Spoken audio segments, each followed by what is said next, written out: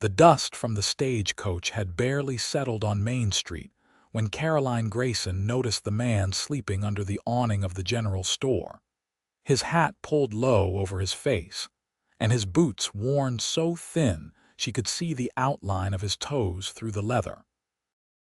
It was July of 1882 in Rico, Colorado, and while most men in town were either working the silver mines or hustling for their next steak, this particular cowboy seemed content to doze in the afternoon sun without a care in the world.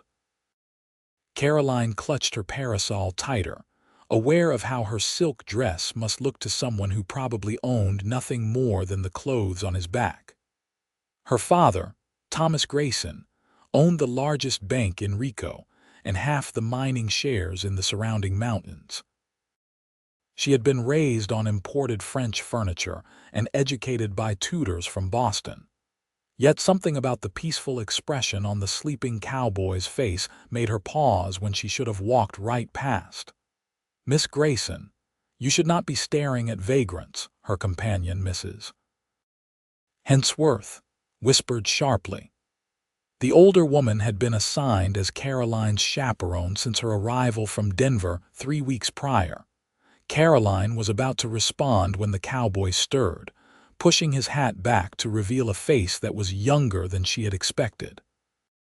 He could not have been more than 25, with sun-bronzed skin and eyes the color of creek water after a storm.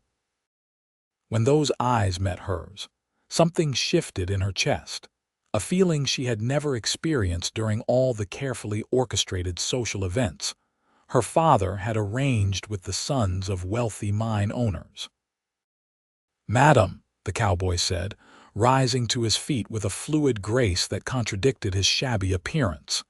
He was tall, lean in the way of men who worked hard for every meal.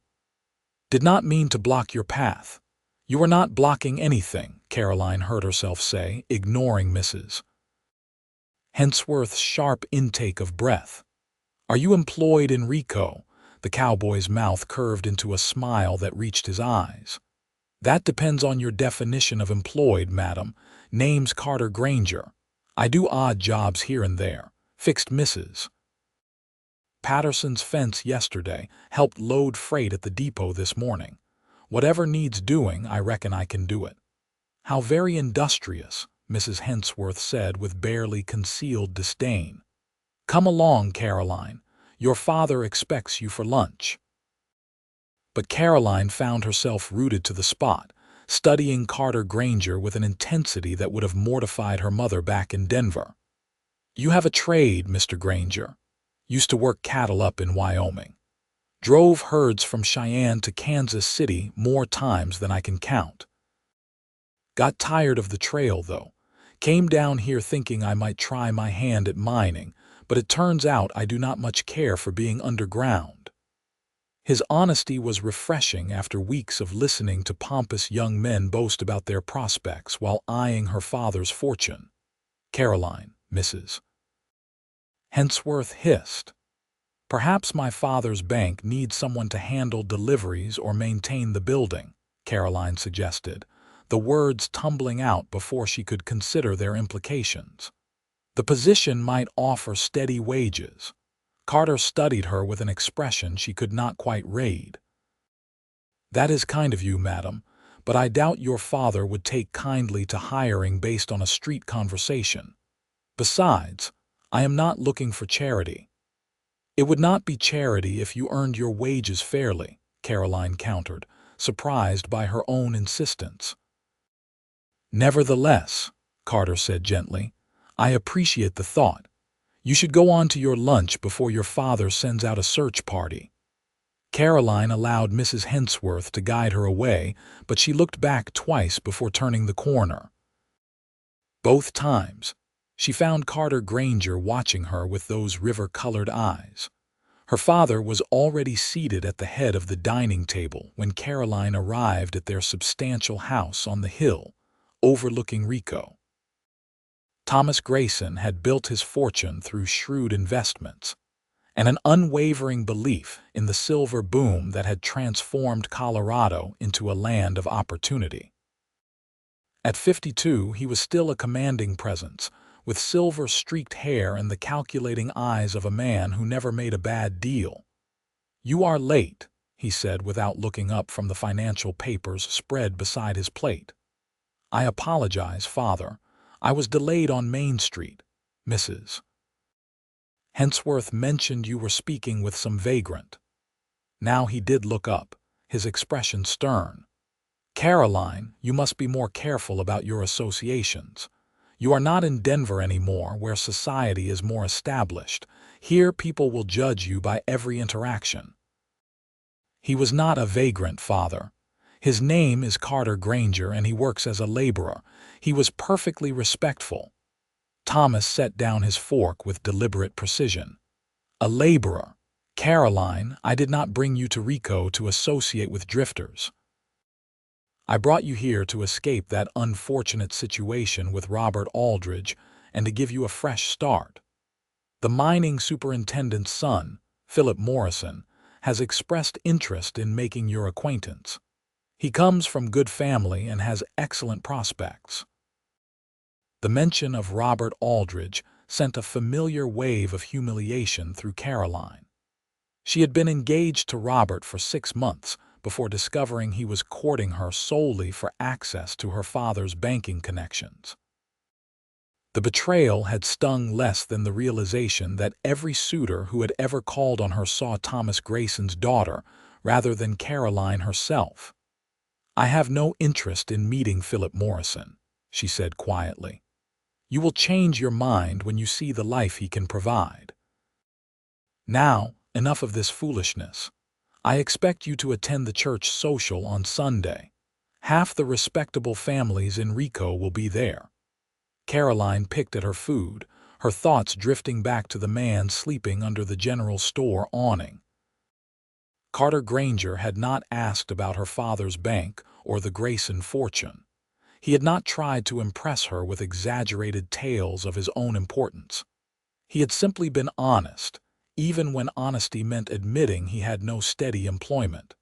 The next morning, Caroline convinced Mrs. Hensworth to accompany her on a walk through town, claiming she wanted to familiarize herself with Rico's shops. In truth, she was hoping to encounter Carter Granger again. She was not sure what she would say if she found him, only that the brief conversation yesterday had left her wanting more. She spotted him outside the livery stable, working alongside the blacksmith to shoe a large chestnut mare. His shirt sleeves were rolled up, revealing forearms corded with muscle, and sweat dampened his dark hair.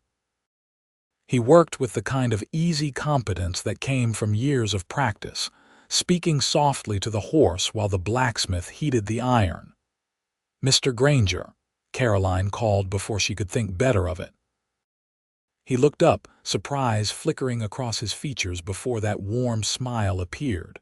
"Miss Grayson, you are out early. I wanted to see more of Rico. It is quite different from Denver." "Smaller, dustier, and about 100 times more honest," Carter said, wiping his hands on his trousers. The blacksmith shot him a curious look, but said nothing. "What do you think of it so far?" "I find it has some unexpected charms." Caroline felt heat rise in her cheeks, aware that Mrs. Hensworth was glaring at her with the intensity of a barn owl spotting a mouse. Carter seemed to understand the subtext because his smile widened. "Well, if you are looking for charms, you should see the wildflowers up in the meadows above town. This time of year, they cover the hillsides in every color you can imagine." "Perhaps you could show me sometime," Caroline said, her heart hammering against her ribs. "Miss Grayson," Mrs. Hensworth interjected sharply. "This is highly inappropriate." Carter's expression shuddered slightly. "Mrs. Hensworth is right, madam. It would not be proper. But if you happen to take a walk up the North Trail some Sunday afternoon, you might find those meadows on your own. They are not hard to locate." It was a lifeline, a possibility, and Caroline seized it with both hands. "Thank you for the information, Mr. Granger. I shall keep it in mind." She allowed Mrs. Hensworth to steer her away, but the damage was done. Caroline was already planning how she might slip away on Sunday afternoon. The church social arrived with all the pomp and circumstance her father had promised. Caroline wore her finest day dress, pale blue silk with delicate lace at the collar and cuffs, and endured endless introductions to Rico's leading families. Philip Morrison proved to be exactly what she had expected: handsome in a conventional way, well-dressed, and utterly boring. He spoke at length about mining operations and profit margins, clearly trying to impress her with his business acumen, while his eyes occasionally dropped to assess her figure in a way that made her skin crawl. "Your father tells me you play piano," Philip said during a lull in his monologue about ore extraction techniques. "Yes, though I am rather out of practice. You must play for me sometime. I appreciate the finer things in life." The way he said it suggested he counted her among those things, as if she were a possession to be acquired rather than a person to be known. Caroline murmured something non-committal and excused herself to get punch. She was standing by the refreshment table, contemplating how to endure the rest of the afternoon, when she heard a familiar voice. "You look about as happy as a cat in a rainstorm." She turned to find Carter Granger standing a respectful distance away, wearing what must have been his only good shirt and a pair of trousers that had been carefully mended at the knee. His presence at the church social surprised her, until she remembered that these gatherings were open to all members of the community, regardless of economic status. "Mr. Granger, I did not expect to see you here. Even poor cowboys need salvation," he said with a hint of amusement.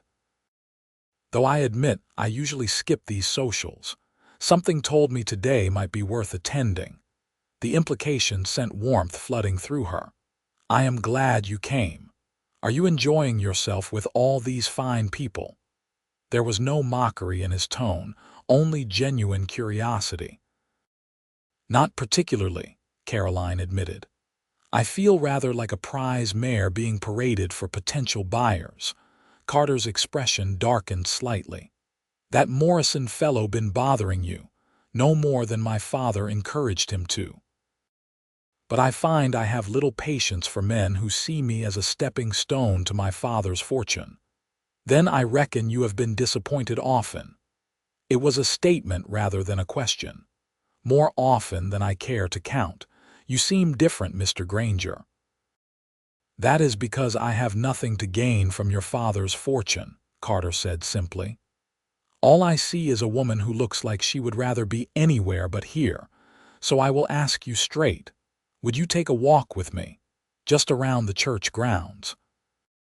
Nothing improper, and we will stay in sight of the chaperones." Caroline knew she should refuse. Her father would be furious. Mrs. Hensworth would have an apoplexy. Philip Morrison would take it as a personal insult. But she found herself nodding anyway, setting down her punch cup and placing her hand on Carter's offered arm. They walked the perimeter of the churchyard, maintaining a proper distance, but close enough that Caroline could smell the faint scent of leather and soap that seemed to cling to Carter's skin. Other social goers watched with varying degrees of surprise and disapproval, but Carter seemed unbothered by the attention. "Tell me about Wyoming," Caroline said, desperate to fill the silence with something other than the pounding of her heart. "Not much to tell. Wide open spaces, hard work, and the kind of freedom you only get when you are under nothing but sky for miles in every direction. I spent 5 years moving cattle, sleeping under the stars, learning which plants you can eat and which ones will kill you. It was a good life in some ways, but lonely in others. Do you miss it?" "Sometimes. Mostly I miss the simplicity. Out there, things are straightforward. You do your work, you earn your wages, you move on. Here in towns, everything gets complicated with social hierarchies and expectations." "Yet you chose to settle in Rico." Carter was quiet for a moment, guiding her around a rough patch in the path. I was getting tired of drifting. Started thinking maybe I wanted something more permanent, a place to call home, people who know my name. Maybe even a family someday, though that seems like a distant dream for a man with more ambition than money.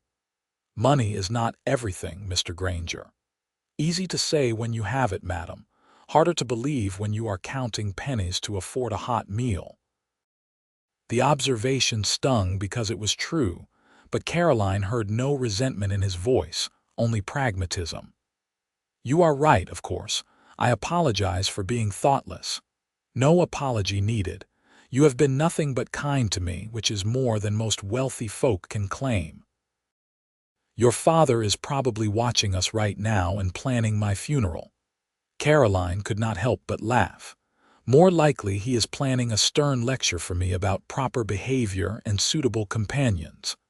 I should return you before I cause you any more trouble.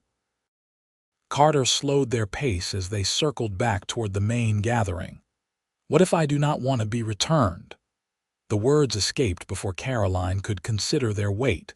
Carter stopped walking, turning to face her fully. For the first time, she saw uncertainty in his expression, as if he were wrestling with something significant. Miss Grayson, Caroline, I need to be honest with you. I do not have much to offer beyond hard work and integrity. I live in a boarding house that is barely better than a barn. Most days I do not know where my next job is coming from. You deserve better than a man who cannot even afford to take you to dinner. What if I think you are exactly what I deserve? Caroline asked, her voice barely above a whisper. What if I am tired of men who have everything except honesty and kindness?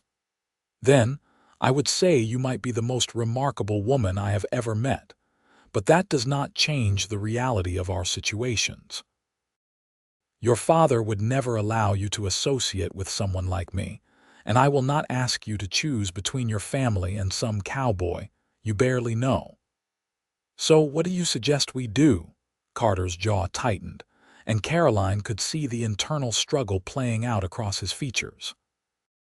I suggest you go back to your social and forget about the poor fool who was fortunate enough to walk with you today. Find someone who can give you the life you are accustomed to, someone who will not bring you hardship. And if I cannot forget about you, then we are both in trouble, madam. Before Caroline could respond, her father's voice cut through the afternoon air like a knife. Caroline, a word, please. Thomas Grayson stood 20 feet away, his expression thunderous. Caroline felt Carter stiffen beside her, but he maintained his composure, nodding respectfully to her father. Mr. Grayson, sir, I was just returning your daughter to the festivities. How thoughtful, Thomas said, his tone suggesting it was anything but. Caroline, go find Mrs. Hensworth. I will speak with you at home. Caroline wanted to protest, to defend Carter from whatever her father was planning, but the look in Thomas's eyes warned her this was not the time. She touched Carter's arm briefly, a gesture of solidarity, before walking away with her head held high. The confrontation with her father came that evening in his study, a wood-paneled room dominated by a massive desk and shelves lined with leather-bound ledgers. Caroline stood before him like a defendant awaiting judgment while Thomas paced behind his desk. I am deeply disappointed in you, he began without preamble. After everything that happened with Robert Aldridge, I thought you would have learned to be more discerning about the men you associate with. Carter Granger is nothing like Robert Aldridge, Caroline said firmly. You are right. Robert was at least from our social class. This Granger fellow is a drifter, a man with no prospects, no property, nothing to recommend him except the ability to do manual labor. Do you have any idea how it looked to have my daughter parading around the church social with him? We took a walk, father. We remained in full view of everyone. There was nothing improper about it. The impropriety is in the association itself. Thomas stopped pacing to fix her with a hard stare. Caroline, I know you are young and you fancy yourself a romantic, but you must understand how the world works. Men like Carter Granger are pleasant enough in their way, but they are not suitable partners for women of your standing. They cannot provide the security, the lifestyle, the future you deserve. Perhaps I do not want the future you have planned for me. Then what do you want? To live in poverty, to struggle for every meal, to watch your children go without because your husband cannot find steady work. That is the reality of life with a man like Granger. It is not some romantic adventure. It is hardship and disappointment. Caroline felt tears prick her eyes but refused to let them fall. At least it would be honest. At least I would know he wanted me for myself, not for your bank accounts. Thomas's expression softened slightly and he sighed heavily. Oh, Caroline, is that what this is about? You think because this cowboy has nothing, his affections must be pure. I think he sees me as a person, not a prize. I think he has been more honest with me in 2 conversations than most men have been in months of courtship. Honesty does not pay bills. It does not put food on the table or a roof over your head. I have worked too hard to build this fortune to watch you throw it away on some romantic notion of love conquering all. I am not asking to throw anything away. I simply want the chance to know him better, to see if what I feel is real. What you feel is infatuation. It will pass, especially once you give Philip Morrison a proper chance. He is a good man from a good family. He can give you everything. Everything except what I actually want, Caroline said softly. Thomas rubbed his temples, looking suddenly older than his 52 years. I forbid you from seeing Carter Granger again. That is final, Caroline. I will not watch you ruin your life out of spite or misguided rebellion. You will attend the Opera House opening next week with Philip Morrison, and you will be gracious about it. Caroline knew better than to argue further. Her father's word was law in their household, and defiance would only lead to stricter supervision. So she nodded, keeping her expression neutral even as her mind raced with possibilities. Yes, father. Good. Now go to bed. We will not speak of this again. Caroline retreated to her room, where she sat by the window overlooking Rico's glittering lights. Somewhere out there, Carter Granger was probably settling into his boarding house bed, unaware that she had just been forbidden from seeing him. The injustice of it burned in her chest. She was 21 years old, educated, intelligent, and capable of making her own decisions. Yet she was expected to choose her future partner based on financial prospects rather than genuine connection. She thought about her mother, who had died when Caroline was 12. Margaret Grayson had been a beautiful woman who always seemed slightly sad, as if the weight of being a banker's wife had crushed something vital inside her. Caroline remembered asking her mother once if she had loved Thomas when they married. Margaret had looked at her with such wistfulness and said, "I learned to love him, darling. That is what women of our class do." Caroline did not want to learn to love someone. She wanted to feel the kind of immediate, undeniable connection that had sparked between her and Carter. She wanted honest conversations and genuine laughter. She wanted a partner, not a financial arrangement. The next day, she composed a letter. It took 3 attempts before she was satisfied with the wording, keeping it brief and careful in case it fell into the wrong hands. Mr. Granger, my father has forbidden our acquaintance, which I find both predictable and unjust. However, I would still very much like to see those wildflower meadows you mentioned. I walk most Sunday afternoons when Mrs. Hensworth takes her nap. The North Trail, I believe you said. Yours, in defiance of propriety. C.G. She sealed the letter and waited until Mrs. Hensworth was distracted with her knitting before slipping out to deliver it personally.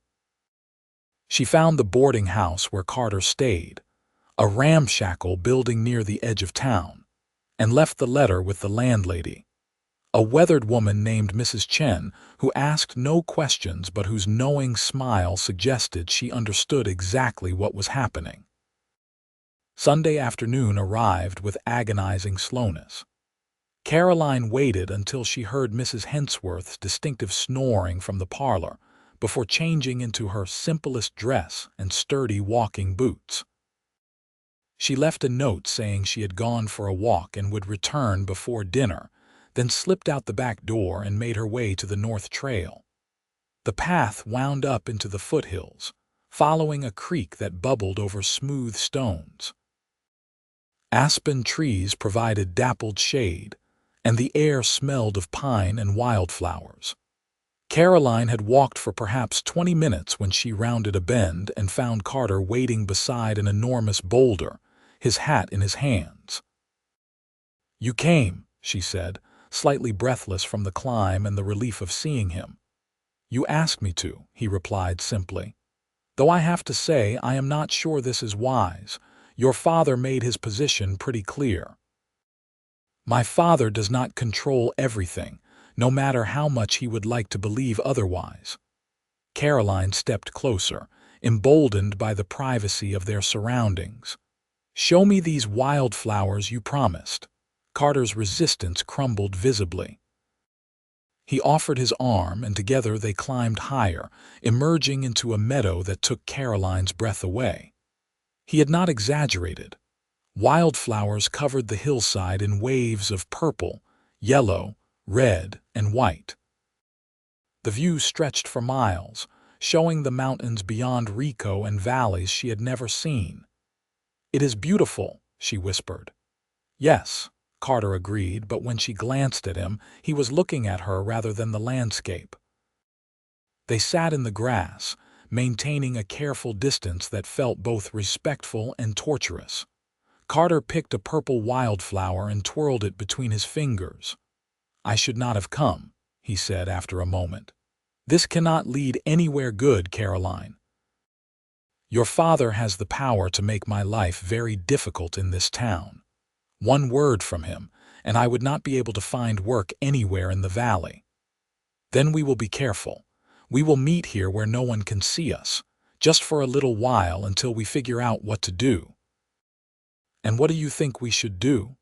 I am not going to ask you to choose between your family and me. That is not fair to anyone." Caroline plucked her own flower, studying its delicate petals. "My father thinks I am being foolish and romantic. Maybe I am. But Carter, in my entire life, no one has ever made me feel the way you do. Like I am interesting and worthwhile for who I am, not what I represent. You are interesting and worthwhile. You are also brave and kind and far too good for the likes of me. Stop saying that. You are a good man. I can see it in the way you work, the way you treat people, the way you have been nothing but respectful even when I have been forward." Carter looked at her with such longing that it made her heart ache. "Caroline, I am falling for you. I have been since the moment I saw you on Main Street with your parasol and your fancy dress, looking at me like I was worth looking at. But I am terrified of what that means. I have nothing to offer you except myself, and that does not seem like enough." "It is more than enough," Caroline said, reaching across the space between them to take his hand. "I do not need wealth or status. I need someone who sees me, truly sees me, and values what they find." Carter's fingers intertwined with hers, rough and calloused against her soft skin. "If we do this, if we continue to meet like this, there will be consequences. Your father will not let this go. The town will talk. You could lose everything. Then I will lose everything, but I will not lose you without fighting for it."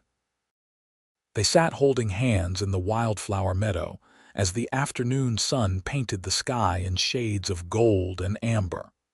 They talked about everything and nothing. Carter's childhood on a small ranch in Wyoming, Caroline's lonely years in Denver society, their hopes and fears and dreams for the future. Time seemed to slow in that hidden place, as if the mountains themselves were protecting their secret.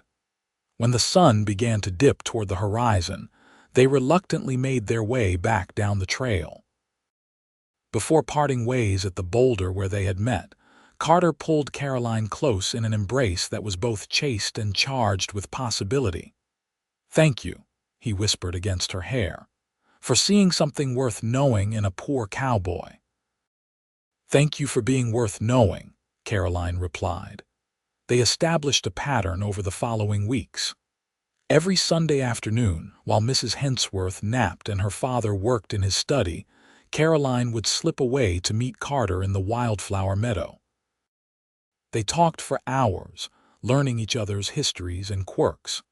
Carter taught her to identify different plants and animal tracks. Caroline shared her love of literature, reciting poetry from memory while he listened with rapt attention. On their fourth meeting, Carter brought a blanket and a simple picnic, bread, cheese, and apples he had purchased with his week's earnings. They ate sitting side by side, shoulders touching, and Caroline thought she had never tasted food so delicious or enjoyed a meal so much. "I got a job," Carter said suddenly, breaking a comfortable silence. "A real one, not just odd tasks here and there. The railroad is expanding their depot and they hired me as a freight supervisor. Steady wages, 6 days a week." "Carter, that is wonderful." Caroline threw her arms around his neck without thinking, then pulled back, blushing. But Carter was grinning, his eyes bright. "It is a start anyway. Won't make me rich, but it is respectable work. I have been saving what I can. Thinking maybe I could rent a small house instead of that boarding house room. Nothing fancy, but my own place. You are planning for the future." "I am planning for our future," Carter corrected gently. "If you will have me." "I know I should wait, should do this properly with your father's permission, but Caroline, I love you. I have loved you since that first day, and I will love you until my last breath. I want to build a life with you, if you are willing to take the risk." Caroline's eyes filled with tears, but they were tears of joy. "I love you too. I think I have from the beginning, even though it makes no logical sense. And yes, Carter Granger, I will have you. I will take any risk if it means being with you." Their first kiss happened there in the wildflower meadow, sweet and tentative and perfect. Caroline felt like she was falling and flying simultaneously, anchored only by Carter's strong arms around her waist. When they finally pulled apart, both were breathless and grinning like fools. "We need to tell your father," Carter said, though he looked about as enthusiastic as a man facing a firing squad. "It is the right thing to do." "Not yet," Caroline pleaded. "Let me prepare him first. If you walk into his bank and announce we are courting, he will probably have you arrested for something. Your father does not have that much power. You clearly have not seen him in action. Please, Carter, just give me a little more time to find the right approach." Carter agreed reluctantly, and they continued their clandestine meetings. But secrets have a way of revealing themselves, especially in small towns where everyone knows everyone else's business. The revelation came during a Thursday afternoon in late August when Caroline was shopping for fabric at the general store. She was examining a bolt of green cotton when she overheard two women talking in the next aisle, their voices carrying clearly over the shelves. "I saw them myself last Sunday," one woman said. "The Grayson girl and that Granger fellow walking up the North Trail together. No chaperone, not a soul in sight. They were gone for hours. I did not want to believe the rumors, but seeing it with my own eyes, well, there is no denying it now. Someone should tell her father. Thomas Grayson deserves to know his daughter is running around with a common laborer." Caroline's blood ran cold. She abandoned her shopping and hurried home, her mind racing. If the gossip had reached the general store, it would reach her father's ears within days, if not hours. She had to tell him herself before someone else did. She found Thomas in his study that evening, as expected. He looked up from his paperwork with mild surprise when she entered without knocking. "Caroline, is something wrong? Father, I need to speak with you about something important." Thomas set down his pen, his expression growing wary. "This sounds serious. Sit down." Caroline perched on the edge of a leather chair, her hands clasped tightly in her lap. "I have been meeting with Carter Granger every Sunday for the past month. I wanted to tell you sooner, but I knew you would forbid it, and I could not bear that because, Father, I love him. I love him, and he loves me, and we want to be together." The silence that followed was deafening. Thomas's face went through several expressions: shock, anger, disappointment, and something that might have been fear. When he finally spoke, his voice was dangerously quiet. "You defied me. After I explicitly forbade you from seeing that man, you deliberately went behind my back." "Yes." "And you think this is love? Caroline, you barely know him. He is using you to get to my money." "He is not. Carter has never asked me for anything. He never even wanted to pursue this because he knew it would cause problems. But we cannot help how we feel, Father. I have tried to stop loving him, and I cannot." Thomas stood abruptly, pacing to the window. "Do you have any idea what you have done? The gossip that is already spreading through town. I heard about your indiscretion not an hour ago from 3 different sources. Your reputation is in tatters, Caroline. Then let me marry him and make it respectable. Marry him. Marry a railroad worker who cannot provide you with even a fraction of the life you deserve. Absolutely not. I will not allow it. I am 21 years old. You cannot legally prevent me from marrying." Thomas whirled to face her, his expression harder than she had ever seen it. "Perhaps not legally, but I can disinherit you. If you insist on this folly, you will do so without a penny of my money. You will be cut off completely, Caroline. No allowance, no inheritance, nothing. Is that what you want? To condemn yourself and this Granger fellow to a life of poverty?" The threat hung in the air between them. Caroline felt tears streaming down her face, but she kept her voice steady. "If that is what it takes to be with the man I love, then yes, that is what I want." "You are a fool," Thomas said harshly. "Just like your mother was a fool when she thought she could marry for love instead of security. Look where that got her.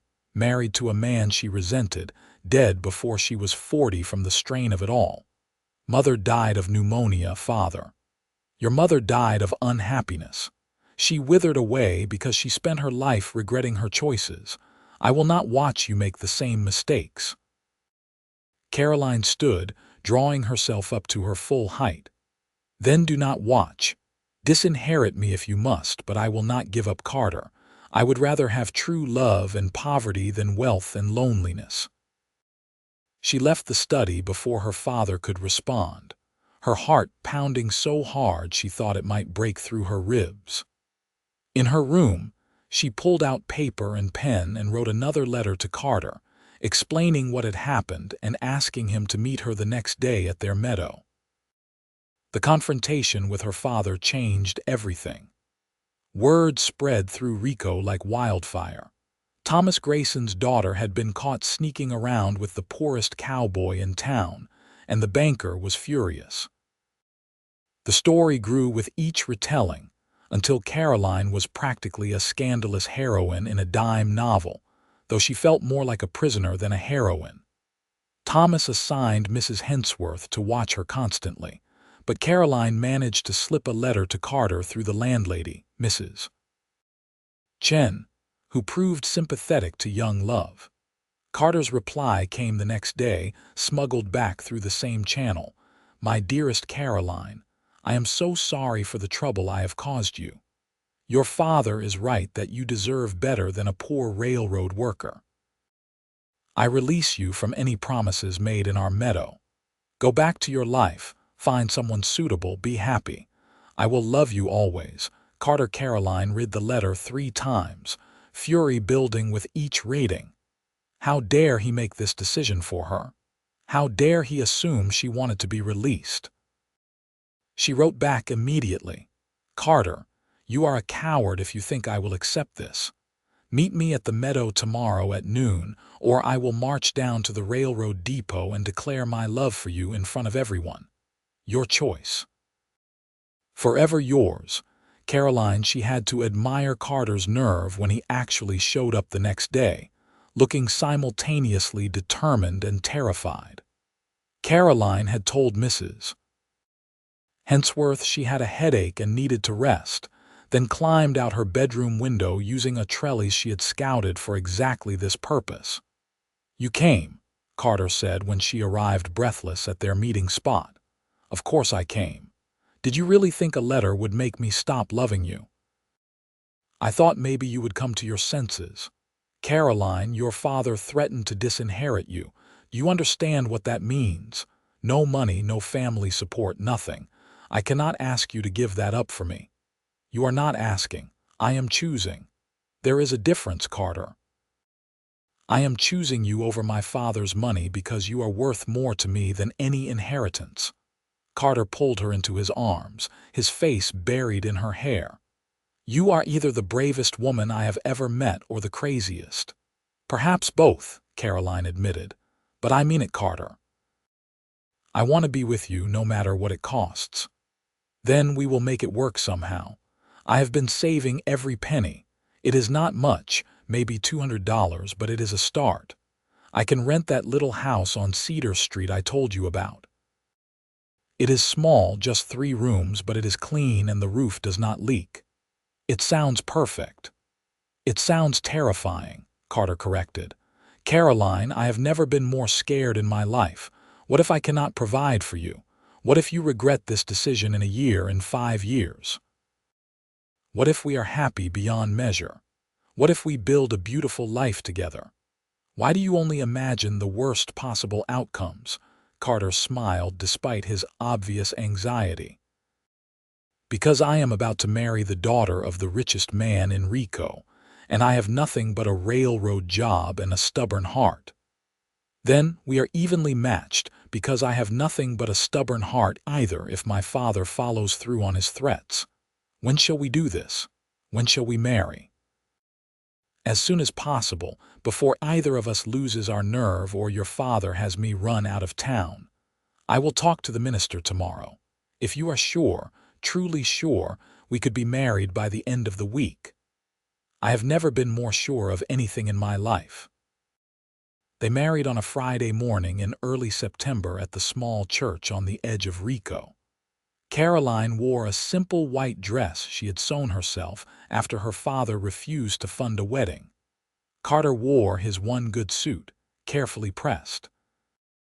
The minister's wife and the church custodian served as witnesses. There were no flowers, no music, no reception. Just 2 people making promises to each other with the full weight of their meaning. Thomas Grayson did not attend. Caroline had sent him a letter informing him of the wedding date, a final olive branch extended. He had responded with a single line written by his secretary.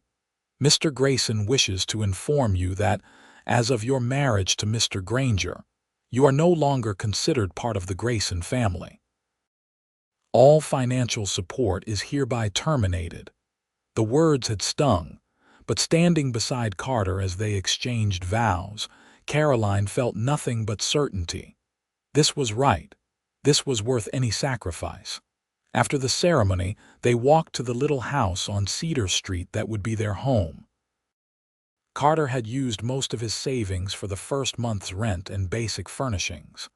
A bed, a table with 2 chairs, a small stove. It was sparse compared to the mansion on the hill, but Caroline loved it immediately. Welcome home, Mrs. Granger, Carter said, lifting her over the threshold in the traditional way. I like the sound of that. Mrs. Caroline Granger. They spent their wedding afternoon arranging their meager possessions and planning their future. Caroline had brought the few items she owned outright. Her books, some clothes, a locket that had belonged to her mother. Everything else remained at her father's house, physical evidence of the life she had walked away from. That evening, as they sat together at their small table eating a simple dinner of bread and stew Carter had prepared, Caroline felt a peace she had never known in her father's mansion. "What are you thinking?" Carter asked, reaching across to take her hand. "I am thinking that I made the right choice. I am thinking that I would rather have this simple meal in this small house with you, than all the luxury in the world with someone I did not love. You might change your mind when winter comes and we are trying to stay warm with one thin stove. Then we will stay warm together. Carter, I know this will not be easy. I know there will be hard times and struggles, but we will face them as partners, as equals. That means everything to me." Their first months of marriage tested them in ways Caroline had never imagined. She had to learn to cook, to clean, to manage a household on almost nothing. Her hands, which had never done more than needlework and piano playing, grew calloused from scrubbing floors and washing clothes. Some days she was so exhausted she could barely move, but there were joys too. The satisfaction of preparing a meal that Carter praised enthusiastically, even when it was slightly burned. The warmth of falling asleep in his arms every night. The pride of contributing to their household by taking in sewing, using the one skill her expensive education had provided that translated to practical income. The people of Rico remained divided on the Granger marriage. Some admired Caroline's courage in following her heart. Others whispered that she had thrown away her life on a nobody. Philip Morrison publicly declared she had revealed her true poor character by choosing poverty over prosperity. Mrs. Chen, the boarding house landlady, brought them meals occasionally and became a trusted friend. The hardest part was the estrangement from her father. Caroline walked past the bank regularly and sometimes glimpsed Thomas through the windows, hunched over his desk. She wrote him letters that went unanswered. She sent birthday wishes that were returned unopened. The silence was agonizing, but she refused to let it destroy her happiness. Winter arrived with brutal efficiency, blanketing Rico in snow and dropping temperatures until the little stove could barely keep up. Caroline and Carter huddled together under every blanket they owned, wearing layers of clothes even inside. Money was tight. Carter's railroad wages stretched thin by heating costs and basic necessities. On a particularly harsh January evening, Caroline was preparing dinner when a knock sounded at their door. She opened it to find Mrs. Chen standing in the snow, a basket over her arm. "I brought you some extra firewood and some food," the older woman said without preamble. "Do not argue. My boarders are complaining I am overfeeding them anyway." "Mrs. Chen, you are too kind," Caroline said, ushering her inside. "Kindness has nothing to do with it. I am practical. You two are young and in love and stubborn, but you need help whether you will admit it or not." She set the basket on the table and began unpacking it, a chicken, vegetables, bread, and a jar of preserves. "Your husband works hard, you work hard. There is no shame in accepting a little assistance." Caroline felt tears prick her eyes. "Thank you, truly. How are you managing otherwise?" "Well enough. I have been taking in more sewing. Some of the miners' wives are paying me to alter their dresses or repair their husbands' shirts. It helps." Mrs. Chen studied her critically. "You look thin. Make sure you are eating enough, child. You cannot take care of your husband if you do not take care of yourself." After Mrs. Chen left, Caroline stood in her small kitchen surrounded by unexpected gifts and felt overwhelmed by gratitude. They were not alone in this struggle. They had friends, people who cared. That night, she told Carter about the visit while they ate Mrs. Chen's donated chicken. "We should pay her back somehow," Carter said thoughtfully. "Maybe I could repair that broken step on her boarding house porch come spring." "She would like that." Carter, does it bother you that we need help? It bothers me that I cannot provide everything you need on my own. But I am learning that pride is a luxury we cannot afford. If people want to help, we should accept graciously and look for ways to help them in return. That is what community is supposed to be. As winter slowly gave way to spring, their situation improved incrementally. Carter received a small raise at the railroad. Caroline's sewing business grew as word spread about her skill with a needle. They were not prospering, but they were surviving, and that felt like victory. On a warm April afternoon, Caroline was hanging laundry in their small yard when she felt a wave of dizziness wash over her. She had been feeling odd for several days, tired and slightly nauseous, but had attributed it to working too hard. Now, counting back, she realized with a shock that she was late. She sought out the town's midwife, Mrs. Potter, a capable woman with 20 years of experience. After a brief examination, Mrs. Potter confirmed what Caroline had begun to suspect. "You are expecting, my dear." "About 2 months along, I would say. Congratulations." Caroline walked home in a daze, her hand unconsciously moving to her still flat stomach. A baby. She and Carter were going to have a baby. Joy and terror warred within her. How would they manage? They could barely afford to feed themselves, let alone a child. But beneath the fear was a profound happiness. She was going to be a mother. She and Carter were going to create a family. That evening she waited until after dinner to tell him. They were sitting together on their small porch, watching the sunset paint the mountains in shades of pink and gold. "Carter, I have news. Important news." He turned to her, concern flickering across his face. "What is wrong? Are you ill?" "Not ill, no. I am expecting. We are going to have a baby." Carter's expression went through several changes before settling on pure joy. He pulled her into his arms, laughing and crying at the same time. "A baby! Caroline, we are going to be parents."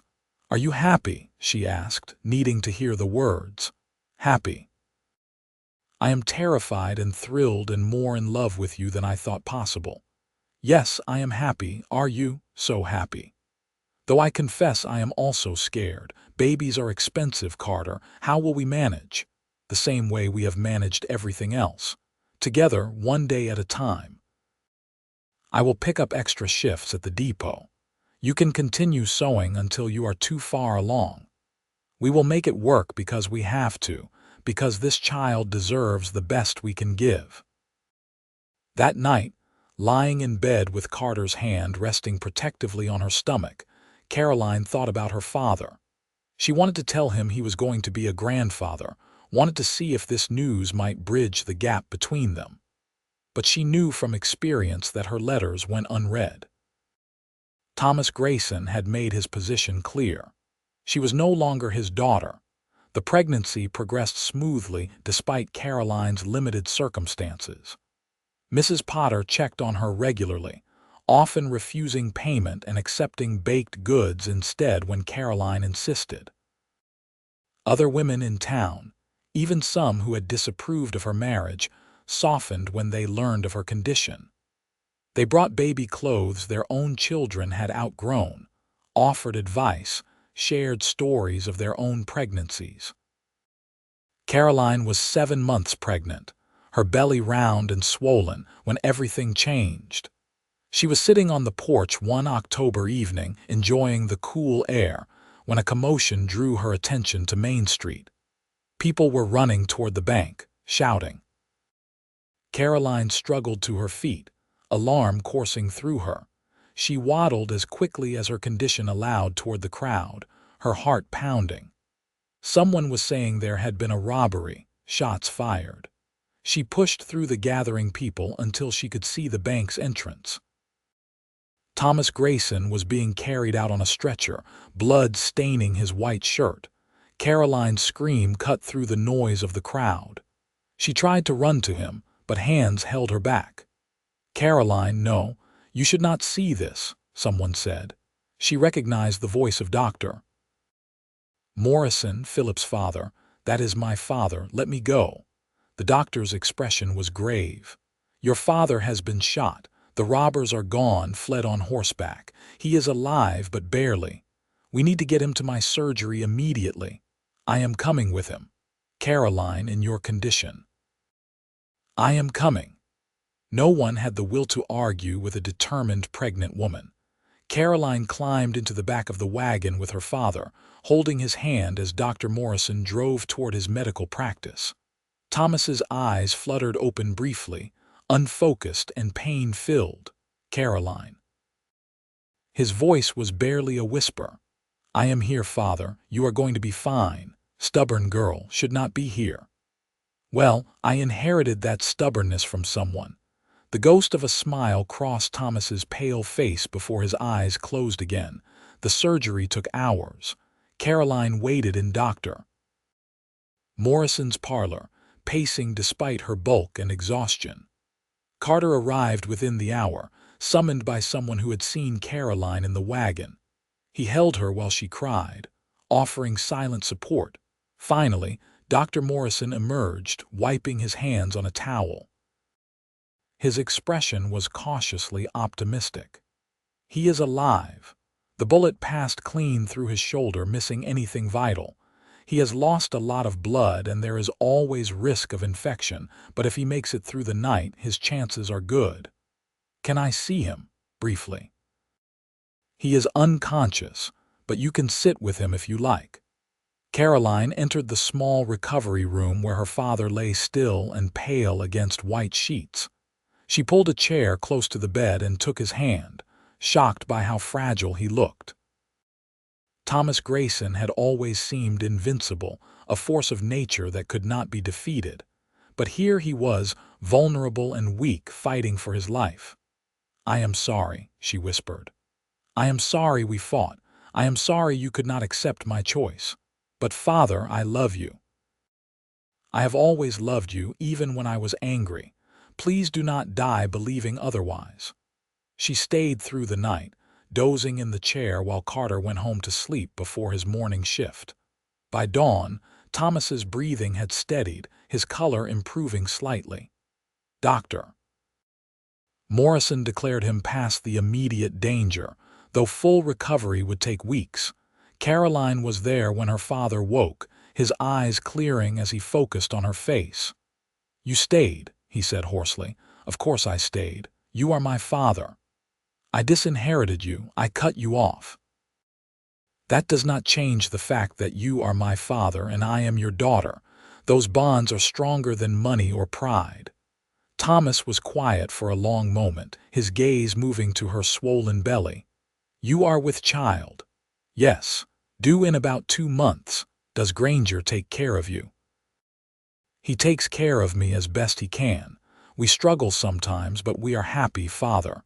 We have built a life based on love and respect, and it is a good life, even if it is not the one you wanted for me. I wanted you to be secure, protected. I wanted you to never know hardship. I know. But security without love is its own kind of hardship. I would rather have a life of struggle with Carter than a life of luxury with someone I did not love.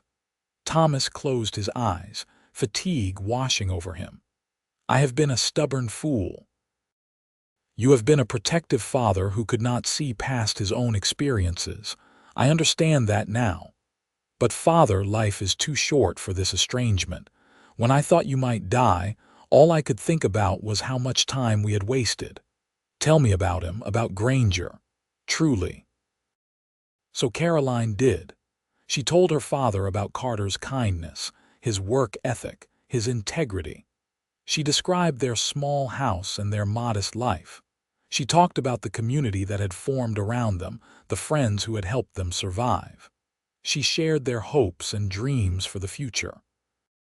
Thomas listened without interrupting, his expression unreadable. When she finished, he was quiet for so long she thought he had fallen asleep. But then he spoke, his voice stronger than before. Bring him here. Tomorrow, when I am feeling better, I want to talk to your husband. Caroline left the doctor's surgery with hope kindling in her chest for the first time in months. She found Carter at the depot during his lunch break and told him about her father's request. "He wants to see me." Carter looked terrified. "Caroline, the man was shot yesterday. Maybe we should wait until he is fully recovered before I face his judgment." "He is trying, Carter. This is his way of extending an olive branch. Please do this for me. For us." The next afternoon, they walked together to Dr. Morrison's surgery. Thomas had been moved to a private room, propped up with pillows and looking more himself despite the bandages. "Mr. Granger," he said formally when they entered. "Thank you for coming." "Mr. Grayson, sir, I am glad to see you recovering. Sit down, both of you." "I do not have the energy for long speeches, so I will be direct.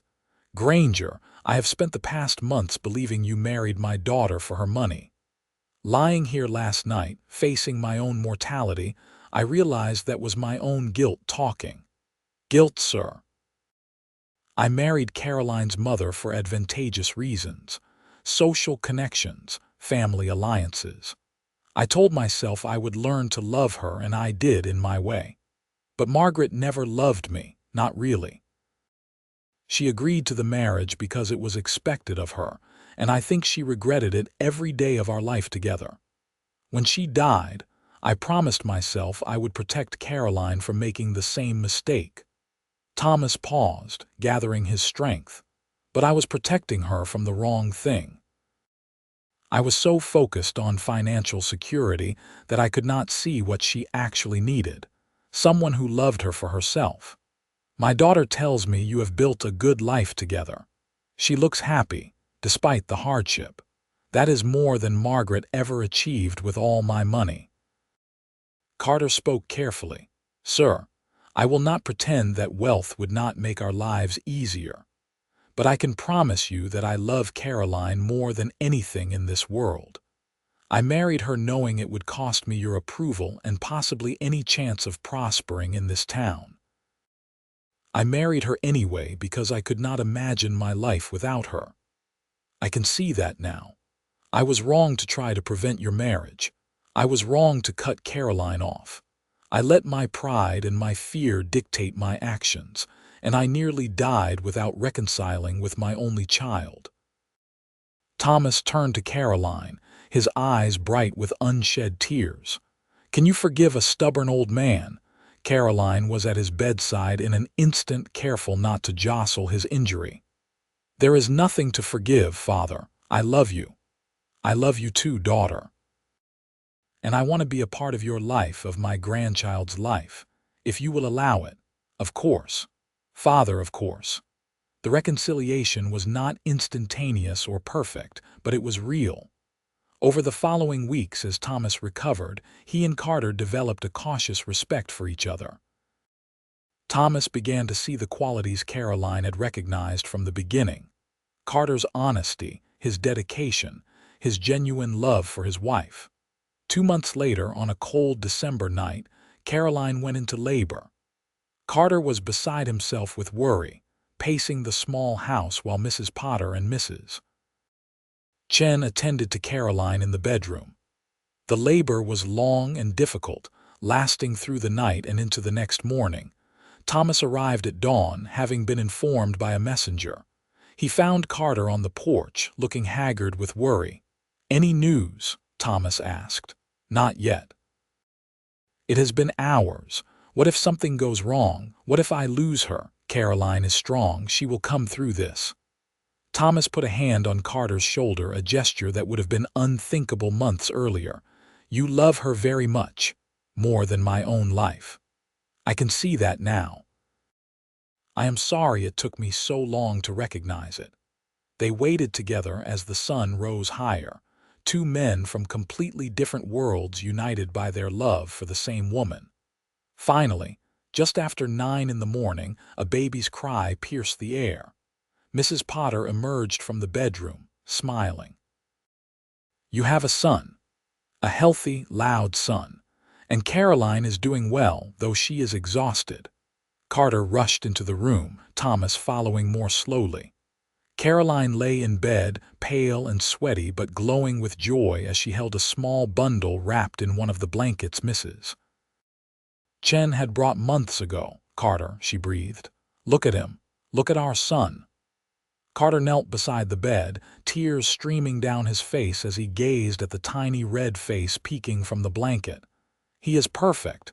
You are perfect. Thank you for this gift." Thomas approached quietly, looking down at his grandson with wonder. "What will you name him?" Caroline looked at Carter, who nodded. "Thomas Carter Granger," she said, "after his grandfather and his father." Thomas's composure crumbled. He sank into a chair, covering his face with his hands as decades of accumulated emotion poured out.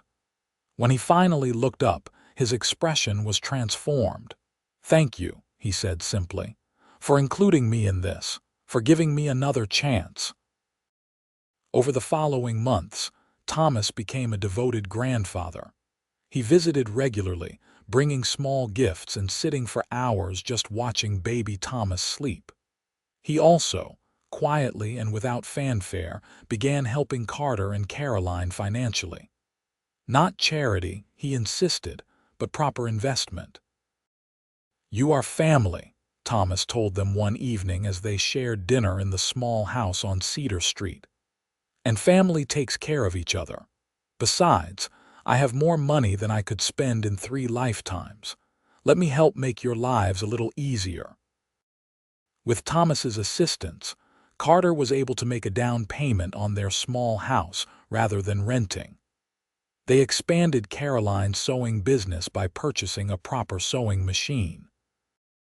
The help was given with respect, always presented as loans or investments rather than handouts, preserving Carter's pride while genuinely improving their circumstances. The town watched this transformation with fascination.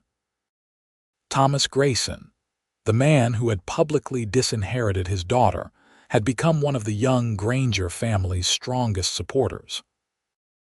The story became legendary in Rico, the banker's daughter who chose the poorest cowboy in town, and the father who could not understand why until life taught him the value of love over money.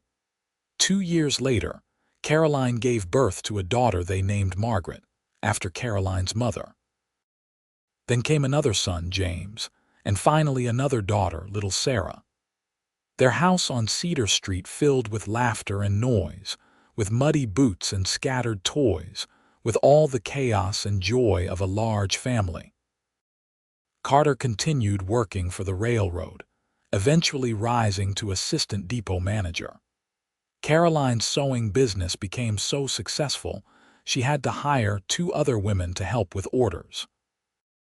They were not wealthy by Thomas Grayson's standards, but they were comfortable, secure, and most importantly, happy.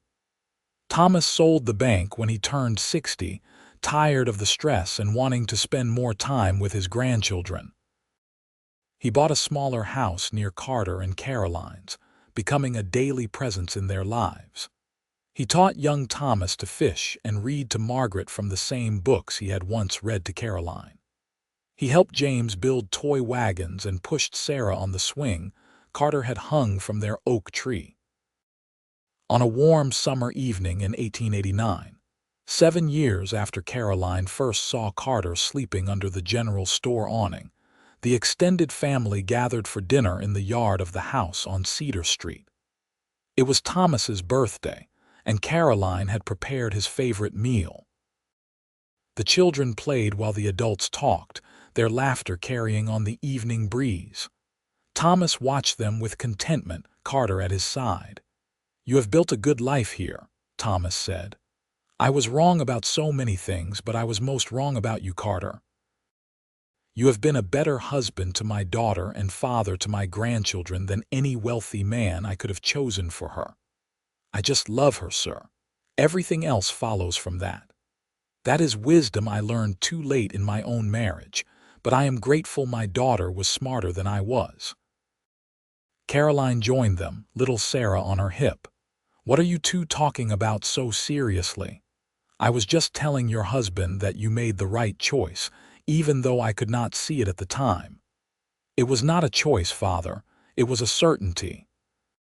From the moment I met Carter, I knew my life had changed. Some things are too right to be denied, no matter what obstacles stand in the way." As the sun set over Rico, painting the Colorado mountains in shades of orange and purple, Caroline looked around at her family. Her father laughing with Carter, her children playing in the grass, her home filled with love and warmth. She thought about the young woman she had been 7 years ago, sheltered and uncertain, and the path that had brought her here. The journey had not been easy. There had been hardship, sacrifice, and pain. But there had also been joy beyond measure, love deeper than she had imagined possible, and the satisfaction of building something real with her own hands. She had chosen the poorest cowboy in town, and in doing so, she had found the richest life imaginable. Her father had never understood why in the beginning, seeing only what Carter lacked rather than what he offered. But time and love had opened Thomas's eyes to the truth Caroline had known all along. Some wealth cannot be measured in dollars and cents. The real treasures in life were moments like this one, surrounded by family, grounded in love, and grateful for every hard-won blessing. Caroline Granger had everything that truly mattered, and she would not trade it for all the money in her father's bank. As darkness fell and the children were herded inside for bed, Carter pulled Caroline close, pressing a kiss to her temple. "Happy?" he asked, the same question he had posed 7 years ago in a wildflower meadow. "Happier than I ever dreamed possible," she replied, the same certainty ringing in her voice. They stood together under the stars, their children's voices drifting from inside the house, her father's footsteps on the porch as he prepared to walk home. This was the life they had built together through determination, sacrifice, and unwavering love. This was what it meant to choose with your heart rather than your head, and it was, without question, the right choice. Years continued to pass in Rico, each season bringing its own challenges and joys. The children grew, the town evolved, and the Granger family remained at the heart of their community. Carter became depot manager when his predecessor retired, a position of genuine respect and decent wages. Caroline's sewing business expanded to include 3 full-time seamstresses, and she began designing her own dress patterns that became popular throughout the valley. Thomas lived to see all 4 of his grandchildren reach adulthood. Young Thomas followed his father into railroad work, James became a teacher, Margaret married a kind rancher, and Sarah studied law in Denver, one of the first women in Colorado to do so.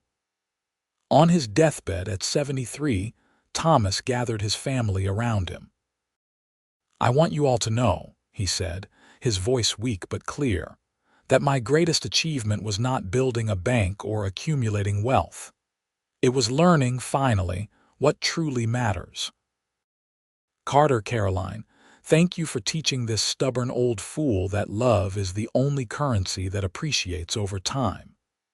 He passed peacefully that night, surrounded by the family he had almost lost through pride and fear. At his funeral, Carter delivered the eulogy, speaking honestly about their difficult beginning and beautiful reconciliation. "Thomas Grayson was not a perfect man," Carter said to the gathered mourners. "He made mistakes, as we all do.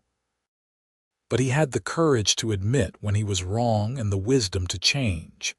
He taught me that family is not about blood or money, but about choosing each other every day. I am proud to have called him my father." Caroline wept in the front pew, holding tight to Carter's hand.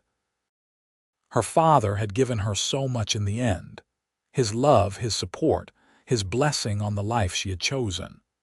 The years of estrangement had been painful, but the reconciliation had been worth the wait. As the decades passed, Carter and Caroline became the elder statesmen of Rico. the couple everyone pointed to as proof that true love could overcome any obstacle. They celebrated 50 years of marriage in 1932, surrounded by children, grandchildren, and great-grandchildren who had all heard the story of how Caroline Grayson chose the poorest cowboy in town. By then, the distinction seemed quaint.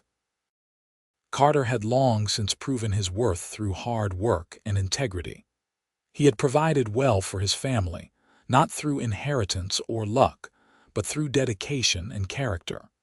He and Caroline had built an empire of love that no amount of money could purchase.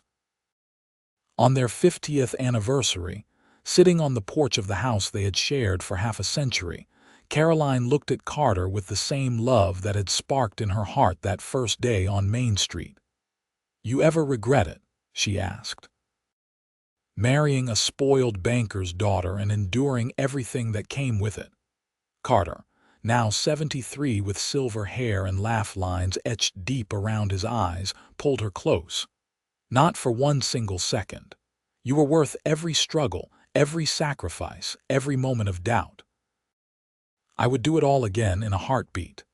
Even my father's initial rejection, even that, because it made the reconciliation all the sweeter. Caroline, you gave me everything. Love, family, purpose, a life beyond anything I could have imagined when I was sleeping under that general store awning.